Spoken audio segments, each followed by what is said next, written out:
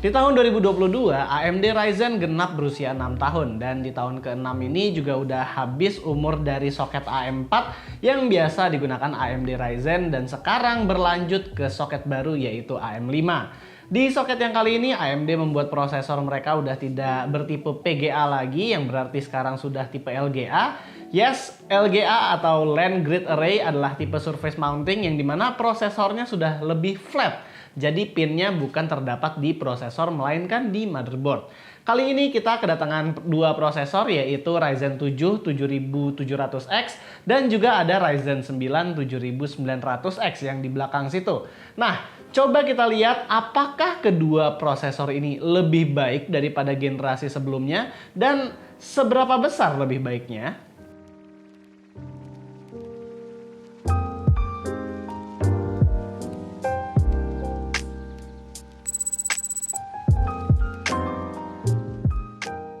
Di keynote terakhir, AMD meluncurkan line-up Ryzen 7000 series dengan arsitektur Zen 4 di sistem fabrikasi 5 nanometer dan codename-nya itu buat desktop adalah Raphael. Ryzen 7000 series ini, seperti yang kita tahu sekarang, itu sudah support RAM DDR5 dan juga motherboardnya beberapa sudah support PCIe Gen 5. Selain itu, AMD juga klaim kalau 7000 series atau Zen 4 ini memiliki peningkatan yang jauh di single core, multi-core, dan tentunya juga performance per watt. Selain dari Zen 4-nya itu sendiri, AMD juga launching teknologi memory controller baru yang dinamakan AMD Expo. Kalau kalian dulu pernah ngelihat DOCP di profil memorinya AMD, yang kali ini namanya adalah Expo. Yap, memory controller yang baru ini diklaim bisa auto 1:1 dengan tidak adanya perbedaan antara uncore frekuensi dan DRAM frekuensi. Dan ini adalah salah satu teknologi yang membedakan Ryzen 7000 series dengan Alder Lake karena yang XMP itu uncore frekuensinya masih setengahnya. Dan selain memory controller, AMD juga bilang kalau semua prosesor di lini 7000 series itu mempunyai integrated graphics RDNA 2. Ya, walaupun di sini AMD bilang kalau RDNA 2 yang ada di semua 7000 series, apalagi yang X series, itu bukanlah untuk diincar gaming performance-nya, tapi hanya untuk jaga-jaga kalau misalnya mau menghidupkan display. Ya, kalau kita lihat dari spesifikasinya sih oke ya, dia udah support sama HDMI 2.1, terus bisa 4K 60 juga. Jadi kalau misalnya kalian mau berencana untuk build PC Ryzen tanpa VGA dulu alias VGA-nya nanti-nanti, itu sekarang sudah bisa. Nah, masuk ke produknya seperti yang kita udah bilang di awal, yang datang ke studio kita hari ini adalah Ryzen 7 7700X dan Ryzen 9 7900X. Seperti yang kalian tahu, ini adalah penerus dari prosesor high-end AMD tahun lalu yaitu 5700X dan 5900X.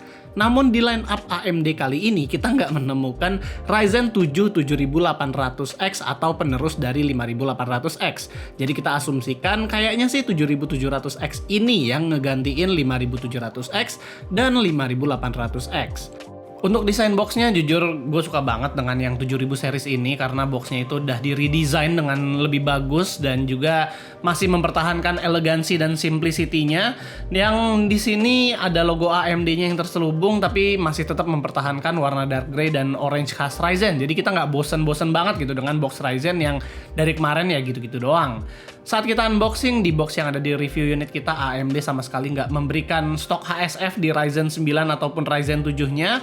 Lalu ya melihat bentuknya AMD Ryzen yang sekarang itu sudah nggak kotak lagi kayak yang sebelumnya dan nggak juga tebel lagi. Bentuk prosesornya yang sekarang sudah tipis dan sudah tidak ada pinnya lagi karena ini sudah yang baru dan ini sudah LGA 1718.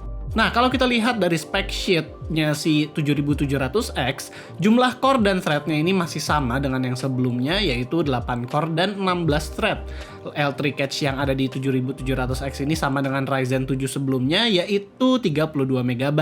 Dan apabila kita bandingkan dengan lini sebelumnya, terlihat kalau clock speed yang dimiliki 7700X ini jauh lebih tinggi dibandingkan sebelum-sebelumnya, di mana yang kali ini bisa tembus lebih dari 5 GHz di boost clock-nya.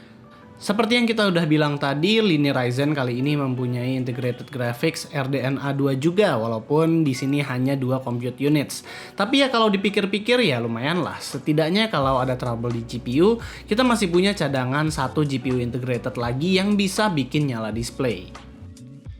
Nah, mengintip Ryzen 9 7900X, spesifikasinya pun ya kurang lebih mempunyai improvement yang sama. Bus clock CPU ini udah lebih dari 5 GHz dan juga memiliki cache yang sama dengan predesesornya yaitu 64 MB.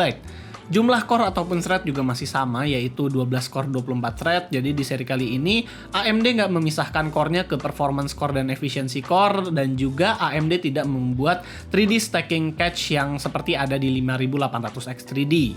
Namun, yang paling membuat kita concern itu adalah TDP-nya si Ryzen 9 7900X ini yang naik jauh ke 170 watt dari 105 watt yang ada di 5900X. Kalau misalnya dipikir-pikir, ya memang sih yang namanya performa kenceng pasti juga membutuhkan penarikan daya yang lebih kenceng juga. Tapi apakah performa yang diberikan itu lebih worse dibanding penarikan dayanya? Sebelum masuk ke tesnya, gue mau sebutin dulu testbed yang kita pakai di video kali ini. Untuk motherboardnya, di sini kita menggunakan salah satu motherboard high-end AMD dan Asus yang baru, yaitu ROG Crosshair X670 Hero dengan RAM G-Skill Trident Zeneo 5, 32GB 6000 MHz, dan di BIOS kita juga mengaktifkan Expo Mode.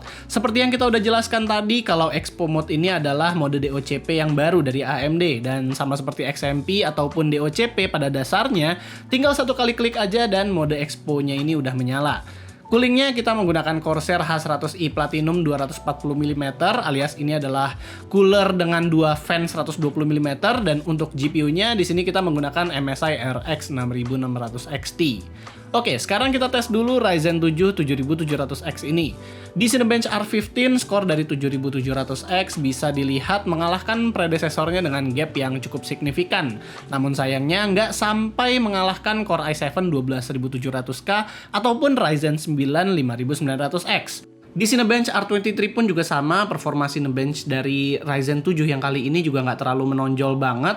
Tapi kalau kita melihat time spy dan fire strike-nya, skor CPU atau physics-nya malah sedikit melewati Ryzen 9 5900X, walaupun belum ngalahin Core i7 12700K. Tapi ya udah tipis-tipis lah. Dengan skor yang hanya berbeda tipis ini, bisa dibuktikan kalau Ryzen 7 7700X sebenarnya bisa-bisa aja bersaing dengan Core i7 12700K dalam gaming. Dan juga konsistensi dari CPU ini cukup oke saat kita run Cinebench R15 10 kali, prosesornya itu masih bisa bekerja dengan optimal di sekitar skor maksimalnya. Jadi untuk pemakaiannya, CPU ini masih cocok kok apabila dipasangkan dengan cooler 240 mm.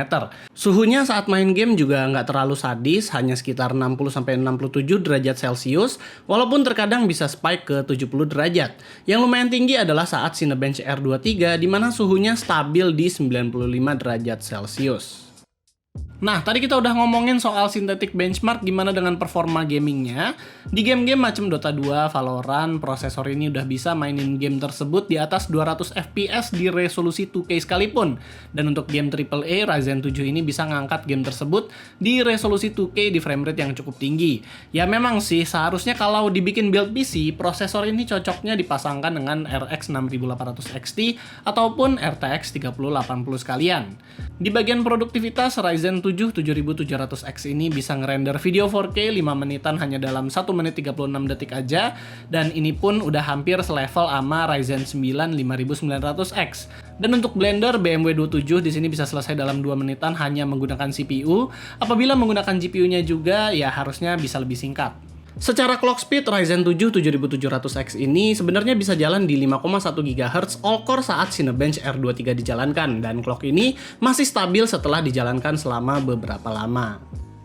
Beralih ke Ryzen 9 7900X, di sini prosesor tersebut akhirnya menciptakan rekor baru di database kita sebagai prosesor dengan skor Cinebench paling kencang yang pernah kita tes. Skornya melewati bahkan sampai Core i9 12900K, yaitu adalah prosesor terkencang di database kita di Cinebench R15 ataupun di Cinebench R23 yang dimana biasanya ini adalah Cinebench andalannya Intel. Intinya, di Cinebench Ryzen 9 yang baru ini udah melibas prosesor-prosesor consumer yang ada di pasaran sekarang. Namun, saat kita beralih ke performa di Time Spy dan Fire Strike, skor CPU Ryzen 9 7900X malah kalah dari Core i9 12900K di angka yang cukup signifikan. Memang sih, nggak ada prosesor yang bisa menang semua benchmark, tapi kalau misalnya gapnya cukup jauh seperti ini, artinya di use case skenario tertentu Core i9 12900K bisa lebih kencang dari Ryzen 9 7900X. Untuk konsistensi, skornya ini juga bagus, nggak turun sampai lebih dari 7%, alias skornya deket lah sama skor maksimalnya. Jadi kalian nggak usah takut untuk memasangkan prosesor ini dengan cooler 240 mm. Buat suhunya, ya tenang aja, suhu ini stabil di sekitar 70-75 derajat Celcius saat main game Far Cry 6. Walaupun saat kita ngejalanin Cinebench R23, itu suhu Ryzen 9-nya agak tinggi, yaitu sekitar 98-99 derajat Celcius. Kalau soal gaming, 7900X ini overall punya perbedaan sekitar 10 FPS dibanding dengan 7700X.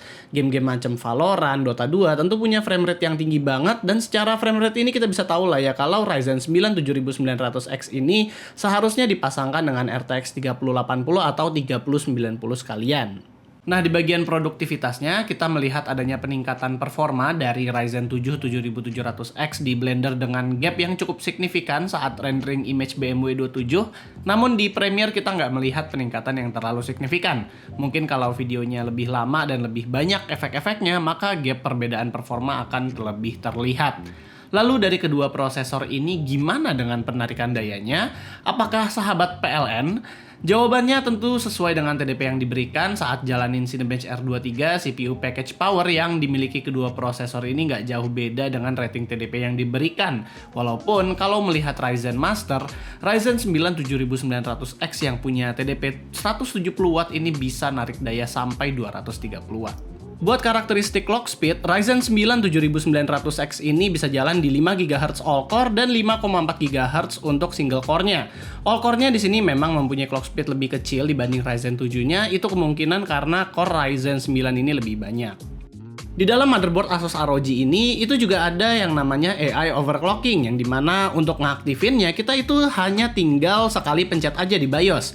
Kalau hasilnya sendiri, kita memang melihat adanya sedikit kenaikan di skor Cinebench, namun nggak ada peningkatan yang terlalu signifikan. Nah, apabila kalian concern dengan rating TDP yang dimiliki lini Ryzen ini, terutama Ryzen 9 7900X yang udah sampai 170 Watt, Ryzen ini juga sebenarnya punya fitur Eco Mode, yang dimana saat kita review ini masih belum menjadi fitur one click, dan kita harus akses menunya lewat setting PBO, di mana ada PPT limit, TDC limit, dan sesuai dengan review guide kita berhasil tuning Ryzen 9-nya itu secara TDP 65 Watt. Walaupun sih di Cinebench R23 package powernya itu masih ada di sekitar 90 Watt. Tapi lumayan loh, dengan menurunkan daya sekitar 80-an, kita masih dapetin skor single core yang nggak terlalu jauh. Paling hanya berdampak di multi-core-nya aja. Jadi dengan ini kita bisa lihat bahwa klaim AMD yang bilang kalau performance per wattnya kenceng, ya emang beneran kenceng. Penarikan daya dari 1 sampai 90 watt yang tadi kita lihat itu punya performance per watt yang tinggi, namun dari 91 ke 170 watt sisanya itu performance per wattnya jadi berkurang. Untung aja AMD punya opsi Eco Mode di mana performanya tetap kencang walaupun sudah diturunkan cukup jauh power draw-nya.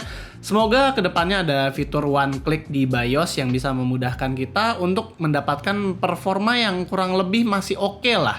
Tapi ya seenggaknya nggak boros-boros banget listrik. Sebelum kita masuk ke kesimpulan, kita lihat dulu harga dari line up Ryzen 7000 series.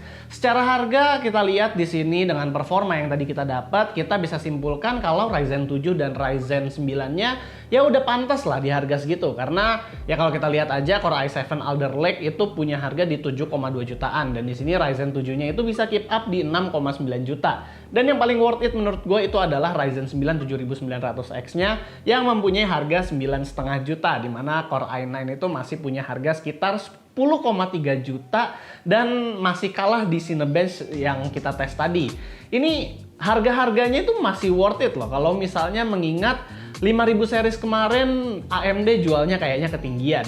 Lalu kalau dibandingkan Intel juga mereka masih bisa ngasih pretty good deal mengingat harganya ini nanti kedepannya masih bisa turun lagi. Hanya aja ya kalau tadi kita udah lihat suhunya, biasanya kan Ryzen itu punya suhu yang lebih adem apalagi dibandingkan sama Intel. Nah kali ini Ryzen suhunya udah lebih naik. Dan sepertinya 95 derajat saat Cinebench R23 itu adalah suhu normal yang baru. Jadi itu menjadi standar baru suhu yang sekarang.